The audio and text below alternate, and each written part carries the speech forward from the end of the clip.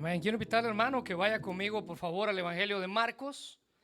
Y hoy vamos a darle lectura al capítulo 4, versículos 35 al 41.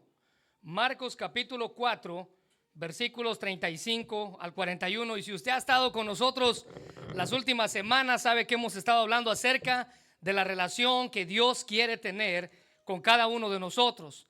La relación que Dios quiere tener con cada uno de nosotros. Hoy vamos a hablar acerca de una relación especial, y es esa relación donde hay calma en medio de la tormenta.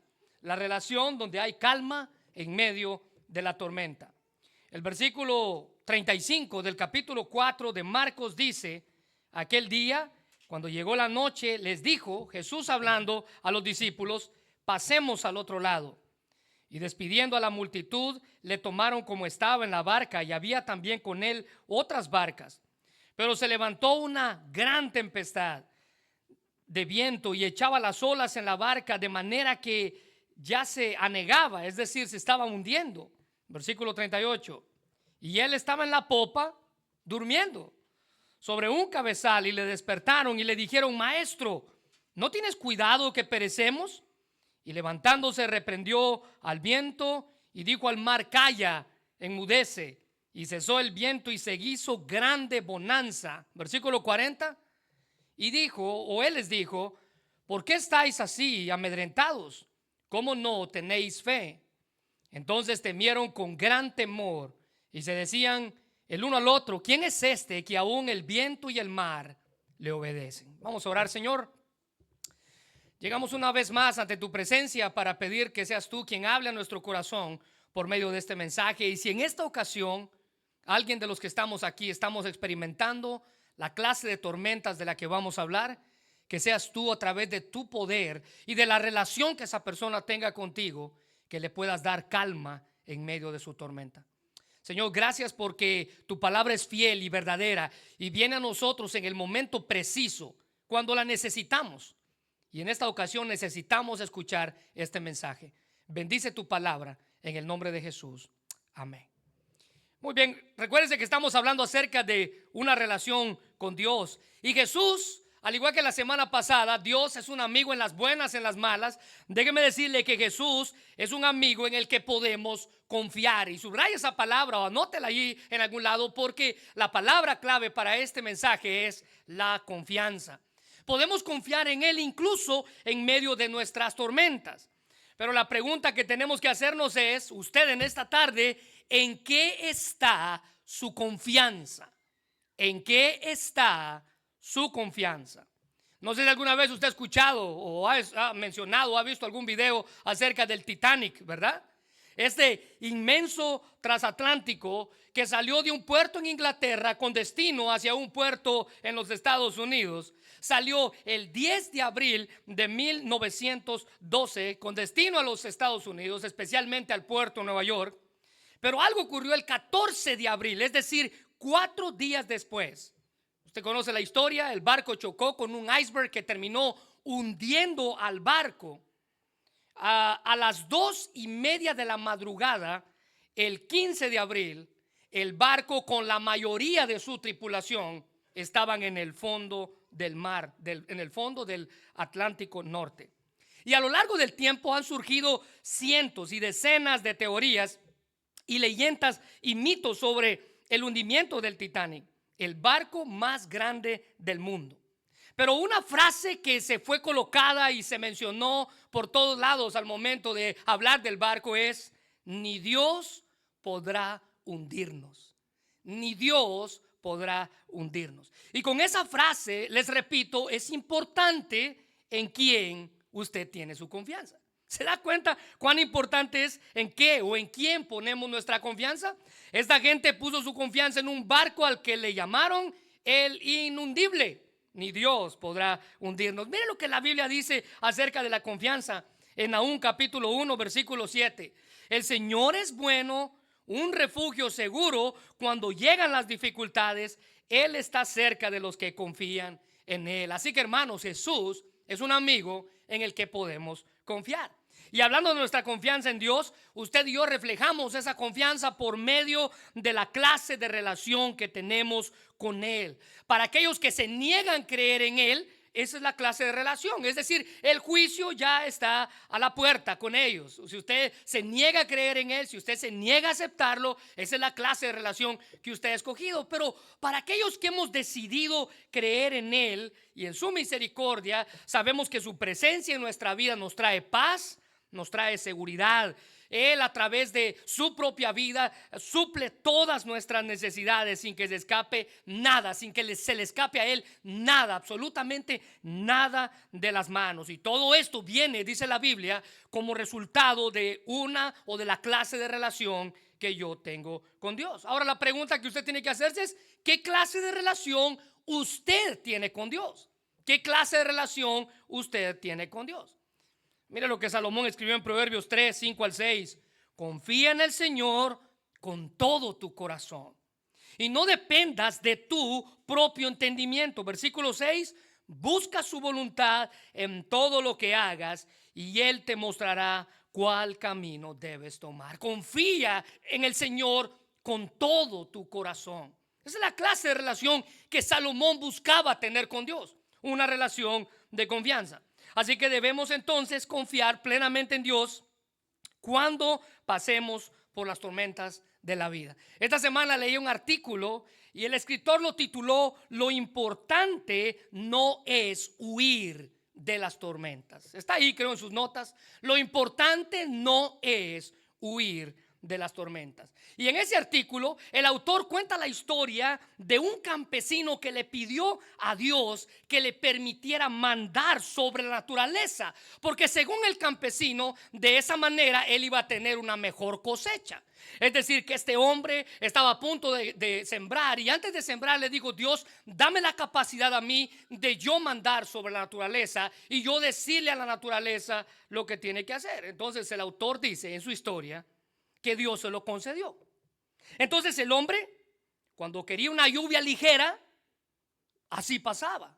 Y cuando quería que el sol brillara en todo su esplendor, así pasaba. Y así sucesivamente. Si él quería más lluvia, poca, la lluvia venía. Si él quería más sol, el sol aparecía. Pero cuando llegó el tiempo de la cosecha, su sorpresa fue grande, porque lo que creyó que él sería una excelente cosecha terminó en un total fracaso. Desconcertado, dice el autor, y medio molesto, le preguntó a Dios por qué había salido la cosa así, por qué las cosas habían sido todo lo contrario. Si él había puesto, si el campesino había puesto el clima que él consideraba, o las condiciones climáticas que él consideraba correctas para tener una excelente cosecha. Entonces Dios le contestó: tú pediste lo que quisiste, mas no lo que en verdad te convenía. Nunca pediste por tormentas. Estas son necesarias. Limpian la siembra, ahuyentan a las aves, incluso ahuyentan esos animales que te quieren dejar sin cosecha. Y algo más que hace una tormenta en nuestra vida, le dijo Dios al campesino: purifica la cosecha de las plagas que la destruyan. Ahora déjeme decirle algo. Así pasa en nuestras vidas. Por eso es que el título del artículo es: no, lo importante no es huir de las tormentas. Queremos a toda clase evitar las tormentas, cuando en realidad las tormentas son importantes y necesarias. El asunto aquí no es huir de ellas. El asunto aquí es enfrentarlas y tener fe y confianza en que pronto pasarán, y después de que las tormentas pasan, algo bueno van a dejar en nuestra vida. Miren lo que dice el Salmo 9, versículo 9. El Señor es refugio a los oprimidos, el lugar seguro en tiempos difíciles. Matthew Henry, hablando de este pasaje, decía que nunca somos llevados tan bajo, tan cerca de la muerte, que Dios no pueda levantarnos. ¿Qué quiere decir eso? A Dios nada se le escapa de las manos. El puritano Henry seguía diciendo: si nos ha salvado de la muerte espiritual eterna, podemos esperar que todos nuestros padecimientos Él sea nuestra ayuda muy presente para nosotros. Y aquí los discípulos estaban a punto de enfrentar ese evento que cambiaría sus vidas por completo. El evento que iba a cambiar la manera en la que ellos confiaban en Dios. Ahora cabe mencionar que este evento es relatado por los tres evangelios sinópticos: Mateo, Marcos y Lucas. Mateo, Marcos y Lucas, a los cuales se les llama los evangelios sinópticos. Así que les dije, esta historia o este relato está mencionado por los tres, pero hay algo más que mencionar. Y algo más que mencionar es que esta no es la única tormenta que los discípulos van a enfrentar. Esta no es la única tormenta que los discípulos van a experimentar. Pero en esta tormenta Jesús estaba con ellos en el barco. En la otra tormenta que ellos van a experimentar, Jesús no está con ellos en el barco. Jesús está en una montaña viendo cuando la tormenta está azotando el barco. Ahora, ¿qué significa eso, hermanos? Bueno, así como los discípulos enfrentaron toda clase de tormentas, en nuestra vida también vamos a enfrentar diversas tormentas. Y cada una de ellas viene a nosotros con el propósito de mostrarnos, escuche bien, algo acerca de Dios y algo acerca de nosotros. Las tormentas vienen a nuestra vida para enseñarnos algo acerca de Dios y algo acerca de nosotros. Es más, el escritor Warren Wiersbe decía que nosotros enfrentamos en nuestra vida, y quiero que subraye esto por favor, tormentas correctivas y tormentas de perfección. Tormentas correctivas y tormentas de perfección. Ahora, las tormentas correctivas vienen a nosotros como una manera en la que Dios nos corrige muchas veces por nuestra desobediencia. ¿Usted pensaba que Dios no castigaba? Bueno, la Biblia tiene otra versión de los hechos.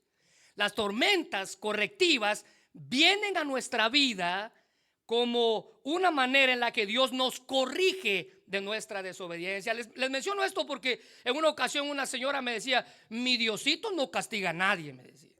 Bueno, yo le dije, bueno, la Biblia tiene otra versión, porque aquí dice que las tormentas vienen muchas veces para corregir nuestra desobediencia. Y déjeme darle un ejemplo. ¿Se recuerda de Jonás? Jonás experimentó esta clase de tormenta, una tormenta correctiva. Su desobediencia lo hizo enfrentar, si usted se recuerda, un mar embravecido donde todos los marineros comenzaron a adorar a sus propios dioses porque no sabían quién había hecho las cosas mal. Y cuando llegan a Jonás se dan cuenta que él era el que había hecho las cosas mal. Entonces los marineros lo toman y lo echan por la borda, y cuando cae al agua Jonás enfrentó otra tormenta porque un pez se lo tragó. Una tormenta correctiva. El doctor Miguel Núñez afirma que dentro del estómago del pez Jonás experimentó otra tormenta, ahora en soledad, meditando en sus malas decisiones y en su desobediencia. Así que Dios usó la tormenta en la vida de Jonás para corregir su mal comportamiento, así como Dios muchas veces permite que pasemos por tormentas que sacuden nuestro barco o el barco de nuestra vida con el propósito de enseñarnos algo de Dios y algo de nosotros mismos. Pero en esta ocasión los discípulos no habían pecado. No se muestra o no se nos enseña ningún hecho que causó que Dios en su ira trajera esa tormenta para los discípulos. Así que podemos deducir que la tormenta que los discípulos estaban experimentando era una tormenta de perfección. ¿Se recuerda que hay dos? De corrección y de perfección. Así que las tormentas de perfección vienen a nosotros para ayudarnos a desarrollar eso en lo que estamos deficientes. Muchas veces ese es nuestro carácter. Las tormentas vienen a nosotros para desarrollar carácter, para hacer crecer nuestra fe, para enseñarnos firmeza, para ayudar a nuestra fidelidad, qué sé yo, cualquier cosa que estemos deficientes. Las tormentas de corrección o de perfección nos ayudan a ser mejores. Sea lo que sea que estamos haciendo mal, la tormenta de perfección nos ayuda a perfeccionar lo que Dios quiere en nosotros. Miren lo que dice Romanos 5, 3 al 4. También nos alegramos al enfrentar pruebas y dificultades. Por favor, escríbale ahí arriba tormentas. Escríbale ahí arriba tormentas. También nos alegramos al enfrentar pruebas y dificultades. Ahora escuche bien esto, porque sabemos que las tormentas o las pruebas y las dificultades nos ayudan a desarrollar resistencia. Y la resistencia desarrolla fuerza o firmeza de carácter. Y el carácter fortalece nuestra esperanza de salvación. Esa es una tormenta de perfección. Bueno, hay ciertas lecciones que aprendemos de esa tormenta que los discípulos estaban experimentando. Hay ciertas verdades que usted y yo haríamos bien en conocer y de aplicar a nuestra vida cada día, especialmente cuando usted ve que la nube negra de la tormenta se acerca a su vida. La primera verdad, está ahí en sus notas, es que las tormentas en nuestra vida son inevitables. Inevitables. ¿Qué quiere decir eso? Van a pasar. No se preocupe, van a pasar.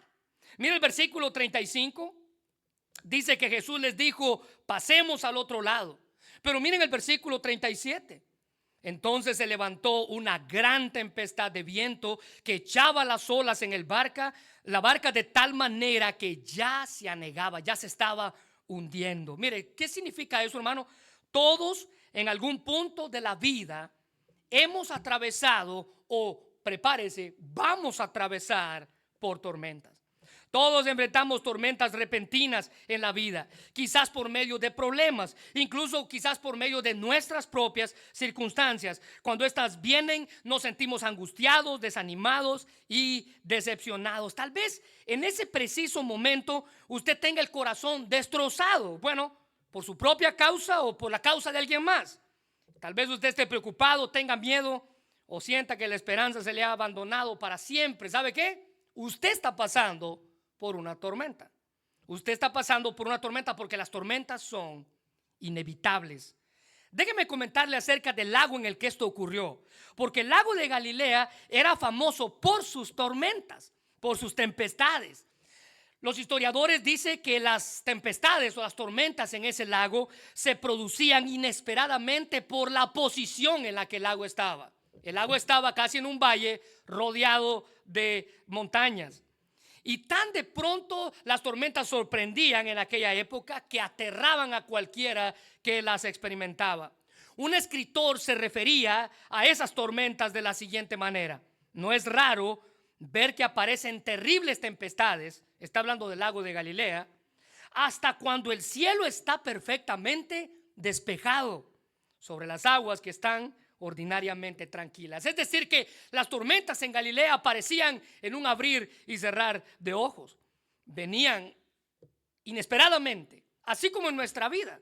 Las tormentas vienen cuando usted y yo menos las esperamos. Ahora, algo más interesante aquí es que la palabra griega que se utiliza para describir una tormenta puede significar un torbellino, y algunos consideran que en este caso la tormenta fue tan severa que tomó las propiedades incluso de un huracán. La Biblia dice que las olas se echaban en la barca tanto que casi la hundían. ¿Qué pasó? La tranquilidad de lo que se creía que sería un viaje de 5 millas. Eran 5 millas lo que iban a recorrer. Ahora se estaba viendo interrumpido por una gran tempestad. Note la frase ahí en su Biblia, por favor, que Marcos describe sobre las violentas ráfagas y una fuerte tormenta. Marcos, a diferencia de los otros evangelios, les dije que en 2 más evangelios se cuenta la misma historia, utiliza un adjetivo griego que yo quiero que usted subraye. En el griego es megas o gran. Miren el versículo 37, una gran tempestad. Mira el versículo 39, se hizo grande bonanza. Versículo 41, hubo gran temor.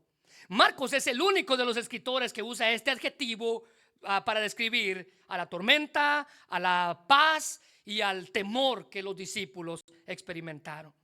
Así que lo que hace ese adjetivo es que intensifica la palabra que continúa, es decir, en este caso la tormenta, la paz y el temor de los discípulos. Ahora, esta gran tormenta, que es cuestión de segundos, la quietud del lago se tornó, dice la Biblia, en un mar rugiente y embravecido. Ahora, estoy seguro, hermanos, que en nuestra vida, usted y yo hemos experimentado problemas que creíamos que eran insignificantes y a la larga se tornaron gran tempestad. Pensábamos que eran insignificantes, pero que con el paso del tiempo se convirtieron en huracanes, devorando todo lo que estaba a su paso. Note que la Nueva Traducción Viviente dice que las olas violentas entraban en la barca, la cual empezó a llenarse de agua. La versión de Mateo dice: y aquí se levantó en el mar una tempestad tan grande que las olas cubrían la barca. Y la versión de Lucas dice que pronto se desató una tormenta feroz sobre el lago y la barca se llenaba de agua y estaban realmente en peligro. Así que la conclusión a la que podemos llegar es que las tormentas son inevitables y esta tormenta estaba a punto de acabar con los discípulos. El doctor Adrian Rogers escribió un libro titulado Cree en los milagros, pero confía en Jesús. Cree en los milagros, pero confía en Jesús. Y en ese libro él habla acerca de las tormentas. Y note lo que él dice en ese libro. Muchas veces, dice él, las tormentas vienen en la primavera de nuestras vidas, cuando los árboles están verdes y las flores, mariposas volando y el sol en todo su esplendor, dice el doctor Rogers. Vemos un arco iris y en medio de todo este preciso o precioso panorama se aproxima una nube negra. La tormenta se avecina. Ahora, los problemas vienen a nuestra vida de la misma manera, pero no para hacernos mal. Recuérdese que esta era una tormenta de perfección, una tormenta de perfección. Estas vienen para ayudarnos a crecer. El doctor Rogers dice que debemos considerar a los problemas o a las tormentas como un amigo, porque un amigo es alguien que nos ayuda a ser una mejor persona. Es más, Proverbios 27:17 dice: como el hierro se afila con el hierro, así un amigo afila el rostro de su amigo. Esto quiere decir que un verdadero amigo va a afilar su vida. Un verdadero amigo va a hacer de usted una mejor persona. Y así los problemas, así las tormentas en nuestra vida nos ayudan a madurar y a parecernos más a Cristo. Además, los problemas, hermanos, nos ayudan a estar más cerca de Dios. ¿No se ha dado cuenta que cuando usted pasa por tormentas es cuando más trata de buscar de Dios? Porque las tormentas nos ayudan a acercarnos a Dios. No sé por qué, pero cuando todo está bien, tendemos a pensar que no necesitamos a Dios. No necesitamos un capitán que guíe nuestro barco. No necesitamos de él. Cuando todo parece tranquilo, cuando nuestro barco navega bien y el barco va bien, creemos que no necesitamos de él. Pero tenga cuidado al pensar así o al pensar de esta manera, porque la realidad es que no podemos evitar las tormentas en nuestra vida, y los discípulos pasaron por ella y todos también vamos a experimentarlas en alguna ocasión. Eso nos afirma la verdad de que no podemos ignorar lo que las escrituras dicen. Mire lo que dice el Salmo 23:4: aunque ande en valle de sombra y de muerte. En ningún momento se nos evita pasar por ese valle. El salmista dice: yo voy a pasar por ahí, aunque ande, voy a pasar por ahí, en valle de sombra y de muerte. No temeré mal alguno, porque tú estarás conmigo. Tu vara y tu cayado me infundirán aliento. Mire una verdad más en Isaías 43:2 de lo que estoy hablando. Cuando pases por las aguas, ¿qué significa eso? Vamos a pasar por las aguas. Vamos a pasar por las aguas. Cuando pases por las aguas. Isaías no dice no vas a pasar o probablemente pases. No, cuando pases por ellas, yo estaré contigo. Y si pasas por los ríos, no te anegarán. Cuando pases por el fuego, no que lo va a evitar, porque las tormentas son inevitables. Son inevitables. Cuando pases por el fuego, no te quemarás ni la llama arderá en ti. Ahora, la descripción de aguas aquí, si usted puede ver el versículo 37, dice que las aguas se metían o que las olas se metían en la barca y que hubo esta gran tempestad. Hace referencia a las inundaciones y mares. Miren Isaías 43:2, el pasaje que acabamos de leer. Cuando pases por las aguas, otra vez. Esa referencia hace referencia a las inundaciones o mares, algo que tiene fuerza, algo que tiene ímpetu, así como las olas del mar golpean la bahía. Al pasar por las aguas de la tribulación, dice Dios, que sientas que te ahoguen o que te obligan, te van a obligar a crecer más fuerte. Pero vamos a pasar por ellas, porque las tormentas en nuestra vida son inevitables. Y si va con su fuerza, probablemente usted termine ahogándose. Pero si usted invita al Señor para que guíe su barco, usted va a encontrar protección. Ahora, nota la segunda verdad. La segunda verdad que aprendemos de la calma en medio de la tormenta. La segunda verdad es que en medio de la tormenta, la presencia de Cristo es una realidad. Las tormentas son inevitables, pero la presencia de Cristo es una realidad. El versículo 38 dice que Jesús estaba durmiendo. Ahora mire, el salmista afirma que cuando pase por el valle de la sombra y la muerte no va a temer. ¿Por qué? Porque tú estarás conmigo. Isaías hace un momento decía que cuando pasemos por las aguas, por el fuego y por los ríos, yo estaré contigo. ¿Sabe qué significa? Que la presencia de Cristo es real cuando pasamos por las tormentas en nuestra vida. Y al igual que los discípulos, nosotros esperamos que Cristo esté con nosotros, pero usted no espera que Él esté durmiendo. Dice el versículo 38, Jesús estaba en la popa durmiendo sobre un cabezal. O sea, mire, la Biblia, usted y yo debemos traer la Biblia a imágenes. Así que le invito a que usted se imagine en esta hora. Imagínese en medio de aquella violenta tempestad, mientras el mar rugía a su alrededor, Él estaba durmiendo. ¿Cómo alguien puede dormir cuando todo se está moviendo abajo? Ni el fuerte balanceo de las olas, ni el rugido del viento a su alrededor, ni siquiera el agua que entraba en la barca pudo despertar a Jesús. Ahora, lo más seguro es que para este punto de la historia Jesús estaba, escuche bien esto, completamente mojado y Él seguía durmiendo. El asunto aquí, hermanos, es que la calma que a nosotros nos hace falta, Él la tiene de más. La calma que a nosotros nos hace falta, Él la tiene de más. ¿Sabe por qué? Porque su confianza, dice la Biblia, estaba completamente en su Padre Celestial. Era tan fuerte la confianza de Cristo en Dios que estar profundamente dormido en medio de la tempestad para nosotros suena ridículo, pero para Él una verdad. Ahora piensen en todas las preocupaciones que Jesús pudo tener o que pudieron mantener a Jesús despierto. Él se pudo haber preocupado por los líderes religiosos que lo estaban acechando y queriéndolo atrapar. Él pudo haberse preocupado por su familia, especialmente por su madre, que pronto él iba a partir. Él ya se iba a ir. Él pudo preocuparse por los necesitados, que ya no iban a tener quien les hiciera milagros como él lo hacía. Incluso Jesús pudo preocuparse por los discípulos, por el futuro, por su destino. Y con todas estas cosas que él tenía para preocuparse, Jesús estaba despreocupado, durmiendo, mojado en la popa de un barco.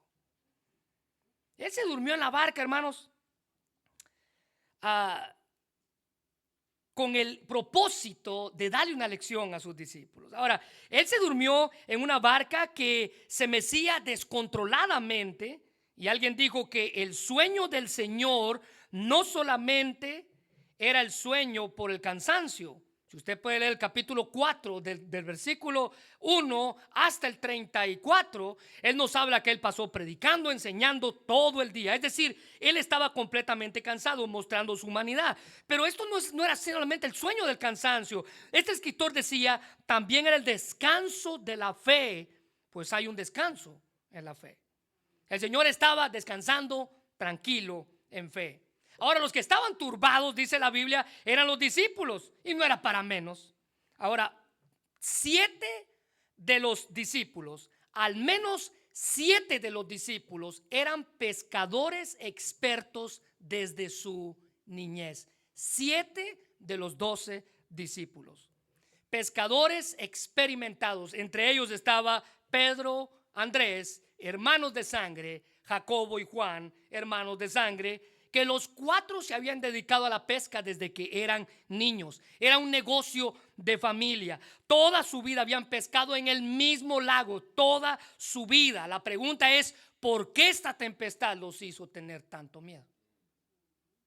¿Por qué esta tempestad los hizo tener tanto miedo? ¿Por qué el pánico dominó sus vidas? Bueno, hermanos, el hecho de que en esta ocasión los discípulos estuvieron atemorizados era porque para ellos lo que era tan común ahora resalta la naturaleza extrema de la tormenta.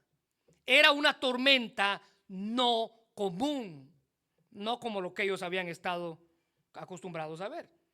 Ellos, dice la Biblia, que lucharon con todas sus fuerzas. Recuérdense, eran pescadores experimentados. Lucharon con todas sus fuerzas tratando de mantener el barco a flote, pero ni toda su experiencia les ayudó para hacerle frente a la tempestad. La Biblia dice que se llenaron de pánico y en su desesperación acudieron a quien podía ayudarlos. Versículo 38. Él estaba en la popa durmiendo sobre un cabezal y le despertaron, se acercaron a quien podía ayudarlos. Mire, Mateo resalta que le llamaron Señor. Lucas y Marcos afirman que le llamaron maestro. Versículo 38. Y le despertaron y le dijeron maestro. Ahora, estas dos versiones de Señor y maestro, lo único que afirman fue lo caótico de la situación. Ellos estaban desesperados, sorprendidos. Alguien les dijo, estaban perplejos, nerviosos, porque lo veían a él tan tranquilo y ellos estaban intranquilos. Lo veían a él tan tranquilo, durmiendo como si nada estaba pasando a su alrededor. Mire, para los discípulos, Jesús no parecía que estuviera tan al cuidado de ellos como la Biblia dice que está de nosotros. Es más, Matthew Henry afirma que encarar a Jesús de esa manera o de la manera en como lo hicieron los discípulos, estuvieron más con todo reprendiéndole a Jesús, como diciendo, a ver, ¿por qué tú puedes dormir y nosotros no? ¿O por qué tú estás durmiendo y nosotros estamos con temor? Así es como literalmente lo hicieron. Ellos estaban reprendiéndole porque él estaba dormido. ¿Cómo puedes dormir cuando nosotros nos estamos hundiendo? Ellos pensaron mal de Cristo, al igual que usted y yo muchas veces cuando pasamos por tormentas. Usted y yo, al igual que los discípulos, sospechamos que lo que le importaba a Jesús no era tanto lo que le importaba a los discípulos, o la preocupación de los discípulos no era tanta de importancia para Jesús. Ellos habían sido testigos del poder de Cristo. Ellos lo habían visto muchas veces hacer milagros. Ellos lo habían seguido incluso ya por suficiente tiempo como para darse cuenta quién verdaderamente él era. Pero en medio de su terror, su fe y su determinación fueron opacados por el temor que embargó o que llenó su corazón. La duda, hermanos, hace un hoyo en nuestra vida. La duda hiere nuestro corazón. Y en esta ocasión los discípulos estaban dudando de que Jesús pudiera hacer algo. A ellos se les olvidó que fue Jesús mismo quien les dijo, versículo 35, pasemos al otro lado. Y esa simple promesa era que iban a llegar al otro lado. Cuando Jesús dijo pasemos al otro lado, era una promesa de que ellos iban a llegar con bien al otro lado. Es una promesa que no podían olvidar. Se recuerda que Jonás terminó en la tormenta debido a su desobediencia. Pero los discípulos se metieron en la tormenta, dijo alguien, debido a la obediencia para con Cristo. Ahora, hermanos, no deje que las tormentas de la vida vengan a usted y lo hagan dudar del poder de Dios en su vida. Los discípulos, al igual que nosotros, haríamos bien en recordar las promesas que encontramos en las Escrituras. El Salmo capítulo 65, versículos 5 al 7 dice, escuche bien, fielmente respondes a nuestras oraciones con imponentes obras, oh Dios, nuestro Salvador.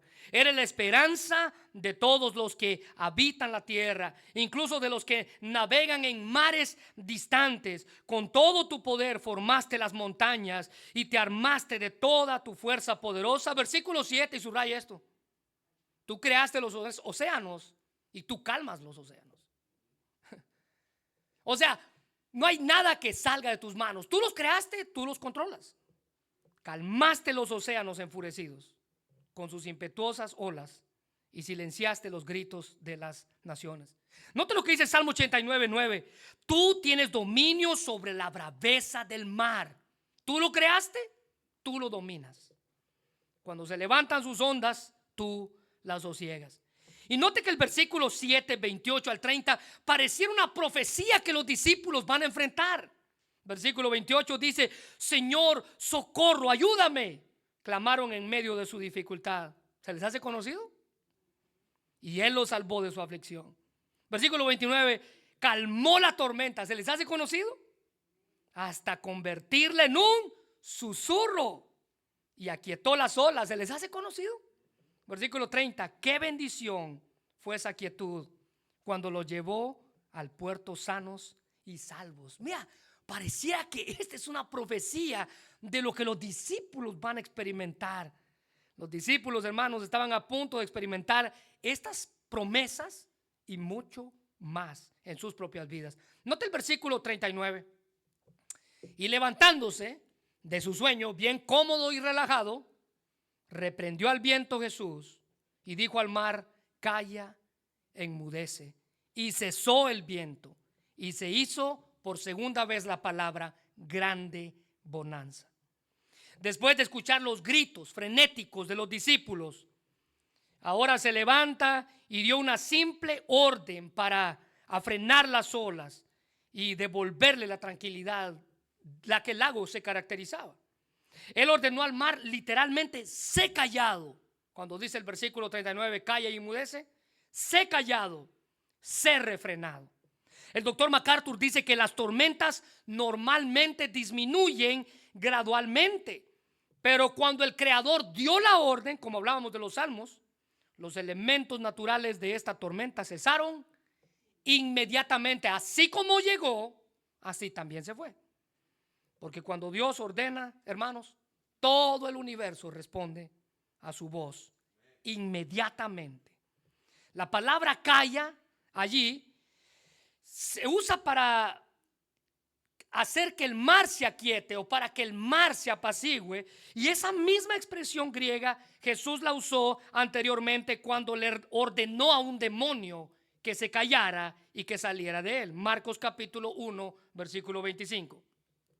Pero Jesús le reprendió a un hombre endemoniado diciendo: calla y sal de él. Ahora aquí quiero aclarar algo, porque estoy seguro que si a usted le gusta leer y usted va a investigar acerca de esto, esto no significa que la tormenta era un demonio, como muchas personas dicen o como muchos afirman. Tampoco significa que la tormenta fue traída por un demonio para sus discípulos.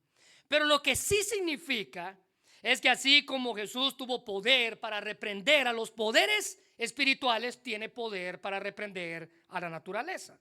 Ahora note que el resultado fue instantáneo, una grande bonanza. En un instante, dice la Biblia, el sol brilló, las nubes se aclararon y todo estuvo en paz. Las olas altísimas se desaparecieron, los vientos ya dejaron de rugir, todo quedó en tranquilidad. Al momento en el que Jesús se despertó, las olas se fueron a dormir, porque Dios había dado la palabra. Y se usa otra vez una grande bonanza, una calma absoluta. Eso significa la palabra bonanza, una calma absoluta. Ya no había nada por qué preocuparse, porque la presencia de Cristo estaba con ellos en medio de su tormenta. Así como el mar estaba quieto, ahora los discípulos estaban quietos y podían descansar de la misma manera que Jesús lo había hecho. Un poeta plasmó en versos lo que probablemente usted y yo debiéramos tomar como oración: Señor, manténme quieto, aunque se agiten las olas de la tormenta, y aunque las olas inunden mi pequeña barca, y aunque en la oscuridad tenga que avanzar, Señor, manténme quieto. Las olas están en tus manos. El más recio mar se calma a tu orden. Dirige mi barca con seguridad hacia el puerto y manténme quieto, manténme quieto. Y aunque las tormentas, hermanos, son inevitables, la presencia de Cristo en nuestra vida es una realidad. En medio de las tormentas, Cristo aparece. No se olvide de la oración de seguridad del salmista cuando dijo: guárdame. Salmo 17:8: guárdame como a la niña de tus ojos, escóndeme bajo la sombra de tus alas. Ahora, nota en tercer lugar, la tercera verdad o la tercera lección que aprendemos de la calma en medio de la tormenta es que la fe es necesaria para mantenernos a flote. La fe es necesaria para mantenernos a flote. Para los que saben nadar, sabe que usted no necesita nada más que sus brazos y sus piernas para mantenerse a flote. Pero aquellos que nadan como piedra, es decir, van al fondo del mar o al fondo de la piscina, ellos necesitan algo en sus manos o en su pecho o al lado de su torso para mantenerse a flote. ¿Se imagina la cara de los discípulos después de su descontrol y el control que Jesús mostró? Ahora Jesús se dirige a ellos y a su asombro y cuestiona su actitud. Nota el versículo 40. Versículo 40. ¿Por qué estáis amedrentados? ¿Cómo no tenéis fe? Ahora, la traducción del lenguaje actual que está ahí en sus notas dice: ¿por qué estaban tan asustados? ¿Todavía no confían en mí? Esta no era la única vez que Jesús cuestionó la fe de sus discípulos. En primer lugar, en Mateo 6:30, Jesús cuestiona la fe de ellos con respecto a la ansiedad. Los discípulos tendían a preocuparse por qué iba a pasar el día de mañana, más o menos como lo que usted y yo hacemos cada día. Pero note lo que él dice: y si la hierba del campo que hoy es y mañana es echada en el horno, Dios la viste así. Ahora note la reprensión: ¿no hará mucho más con vosotros, hombres de poca fe? Jesús cuestiona la fe de sus discípulos, hombres de poca fe. ¿Se recuerda la siguiente tormenta que les dije? Cuando Pedro intenta caminar sobre el agua, Jesús se acerca a ellos. Pedro da unos pasos en el agua y de repente comienza a hundirse porque quitó sus ojos de Jesús. Y en Mateo 14:31, al momento Jesús extendió la mano, lo agarró y le dijo: hombre de poca fe, porque dudaste. Cuestionó la fe de sus discípulos. Se recuerda que en una ocasión los discípulos no pudieron liberar a un muchacho. Era un muchacho que estaba endemoniado y el papá lo trajo a los discípulos no pudieron. Entonces el papá va a Jesús y le dice: ayuda a mi incredulidad. ¿Se recuerda? En Mateo 17:20 Jesús le respondió: por vuestra poca fe. Ellos dijeron: bueno, ¿por qué nosotros no pudimos sacar al demonio? Jesús les dice: es que ustedes no tienen fe, por vuestra poca fe.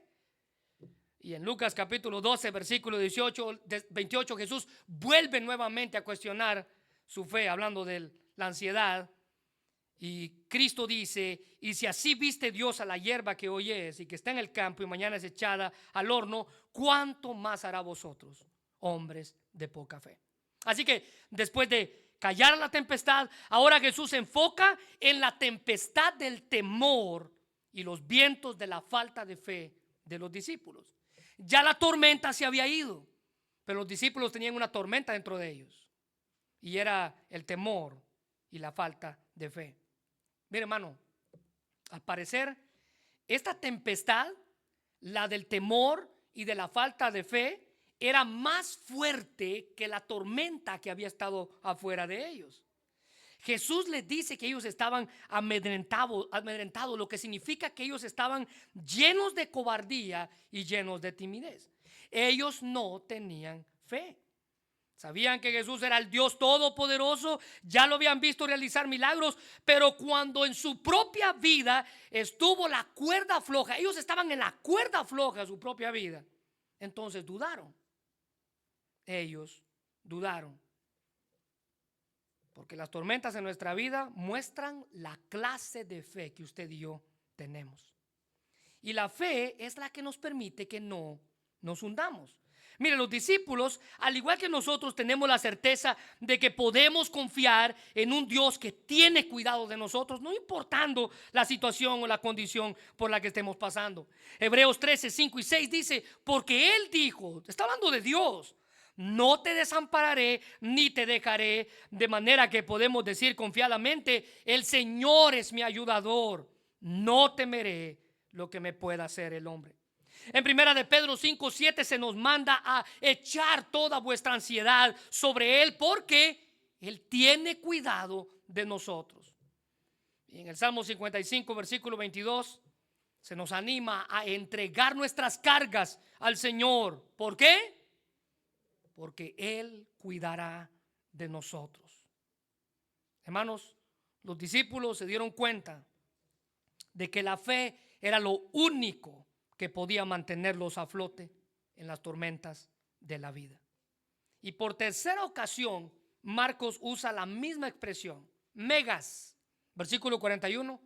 Entonces temieron con gran temor.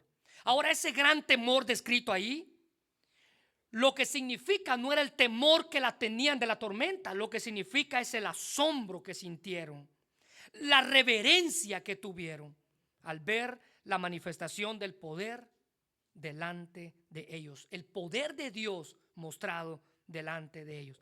Ellos sabían que solo Dios poseía la clase de poder que ellos habían experimentado. Así que en medio de las tormentas que podemos experimentar en la vida, lo que nos ayuda a permanecer firmes y mantenernos a flote es la fe.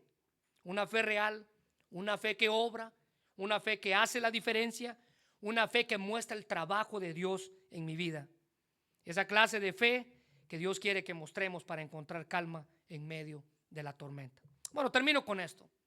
Nada más animarles que para disfrutar de la calma y la paz que solo Cristo puede darme en medio de la tormenta, yo necesito conocerlo personalmente. Tener una relación, hablábamos hace 3 semanas, real, personal y práctica con Él. Una relación real, personal y práctica.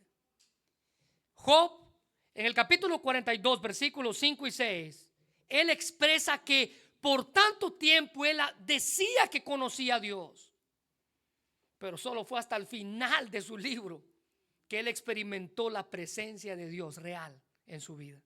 Mire lo que él dice: de oídas yo te había oído, pero hasta ahora mis ojos te ven. Por tanto yo me aborrezco y me arrepiento en polvo y ceniza. ¿Sabe que después de este pasaje de Job 4, 5 y 6, en el versículo 10, mire lo que dice 42:10 de Job: y quitó Jehová la aflicción de Job? No fue sino hasta que lo conoció personalmente que entonces Dios vino y quitó la aflicción de su vida. Los discípulos tuvieron que pasar por esta tormenta, y no fue sino hasta que experimentaron la tormenta que ellos pudieron decir en el versículo 42: ¿quién es este? ¿Quién es este que aún el viento y el mar le obedecen? Hasta ahí lo conocieron.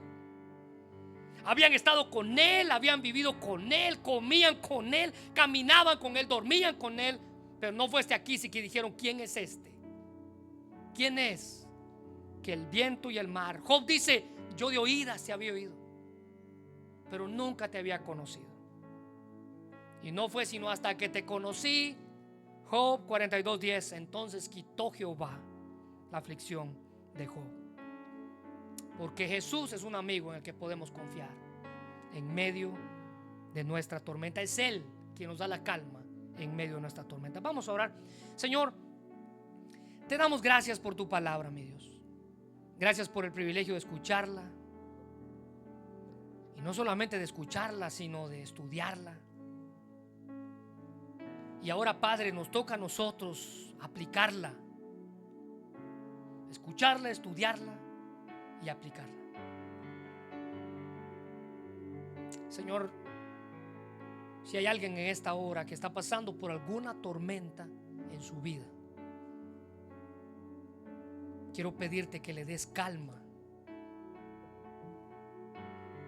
Pero muéstrale que el primer paso, la primera norma para obtener esa calma en medio de la tormenta es conocerte a ti, tener una relación contigo, real, personal y práctica. La clase de relación que tú quieres que tengamos contigo, Señor.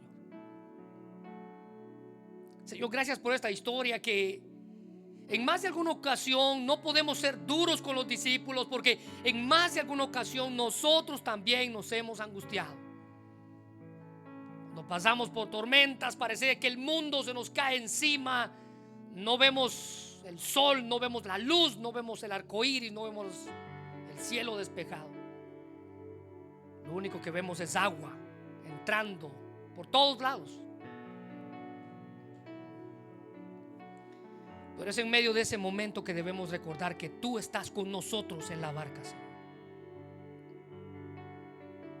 Y que cuando tú te levantas y hablas, entonces el mar y la tormenta se va a dormir.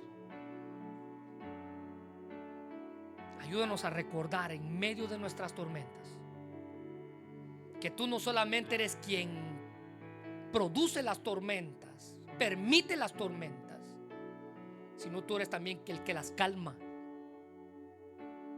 y que nos ayuda a estar tranquilos, cualquiera que sea la tormenta. Bendice este tiempo, Señor. Y hermano, si usted está aquí y está experimentando una tormenta en su vida, le animo a que pueda doblar sus rodillas y decirle: Dios, ayúdame a atravesar esta tormenta y salir victorioso en mi vida.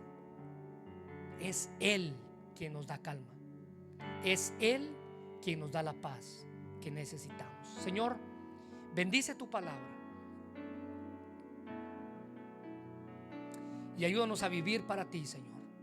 Te doy gracias por este mensaje. Permite que se quede en nuestro corazón y ayúdanos a recordar que en medio de las tormentas eres tú quien nos trae paz.